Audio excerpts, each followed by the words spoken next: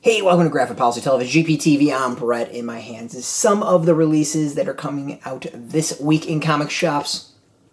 And here is what we're going to be reviewing right here at Graphic Policy Television, GPTV. Now, this isn't going to be all that we're going to be covering. This is just the tip of the iceberg.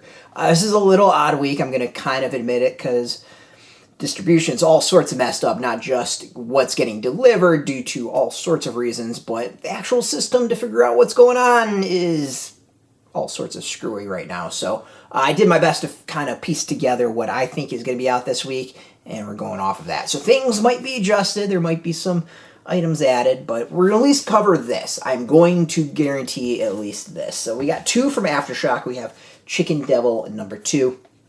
This is kind of like just a revenge tale. Dude's family gets murdered. He's got to go up against the mob, who his idiot business partner is indebted to, and he's going to go and get revenge about it. The first issue I think was really entertaining. The art grew on me. I wasn't totally sold on the art, but the story itself I think was really solid. I'm kind of excited to see where it goes from here. To me, it had very like falling down vibe to it. A guy who just has nothing left to lose type of situation, and yeah, we'll go from there. I'm kind of digging it. It's got like a little old school revenge tale to it, almost American #3. This has been a really interesting series. It's based on a true story of two Russian agents, former Russian agents who defect to the U.S. and their story about coming to the U.S. and the shit show that it was. I've had some conversations with email with the person it's based off of, and he said it's very, very true. Let's go with that. Hopefully we're going to get an interview soon with him, and we can find out exactly what's fact and what's fiction. But I think the series is growing on me. The second issue kind of brought some of the conflict I was hoping from the first, and here's cross my fingers, the third will bring more of that. So we'll see. It's going to be really, really interesting. All I know is it already has me paranoid about going to the airports in the DC area. Redshift #4 from Scout Comics. Redshift has been a really interesting series. So the concept is humanity is kind of just losing supplies. They need to go find a new planet to go and colonize. They've been sending out ships. That hasn't worked. They're going to go send out this latest ship. The guy who they wanted to go do it says no. They pick another girl, and then the original dude hops on board to help out. So it's been interesting so far. I'm kind of digging it. Very like old school sci-fi, and that's not necessarily a bad thing. All right, we got Maker Comics from First Second. Maker Comics has been really, really cool. The concept is walks you through how to do stuff, which is really neat. So like Maker Comics of like how to build a garden. Maker Comics how to build a robot. So concepts like that I think are really neat. So this is Maker Comics Conduct a Science Experiment. What I really like about the Maker Comics series is that there is like actual how-tos in it and walks you through stuff, which I think is pretty cool. So we have, this is an example of it.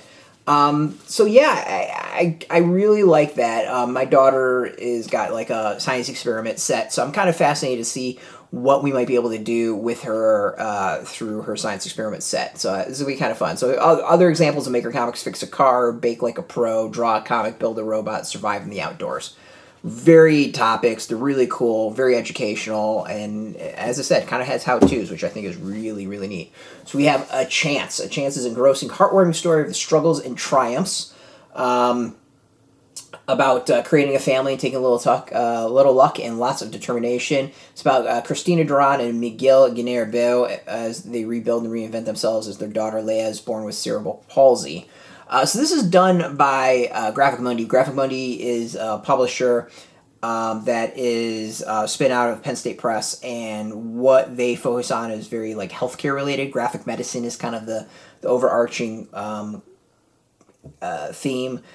So yeah, I'm kind of really interested in seeing this series. Like the first one I read was about an immigrant. I could see how it falls under graphic medicine. This one sounds a little bit more like it is specifically about graphic medicine and healthcare. So I'm going to be really, really interested in this one. It's going to be I think the second book I've read from them, so I'm really pumped for that. As I said, this is just the start. We got some graphic novels. We got 3 comics. 3 comics will definitely be reviewed on Wednesday, and then the other 2, not quite sure when we'll be doing it, but we'll get to them.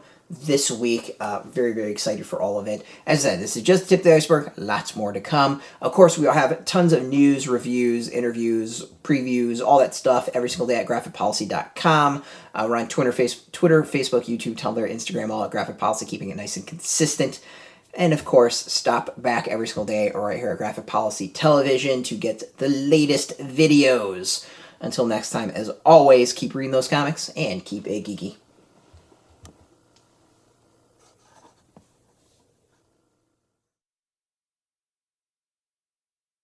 Hey, thanks for watching the previous video from Graphic Policy Television. Just by watching, you help support our site. Thank you so much. Now, if you're watching these videos, you probably care about geeky things like movies, television, comic books, toys, games, video games, you name it. You can go and subscribe right now to our YouTube channel to stay in touch and catch all the new videos, or check out our website at graphicpolicy.com. There's a nice link on this end of the video. But as always, thank you for watching. Keep on rocking and keep it geeky.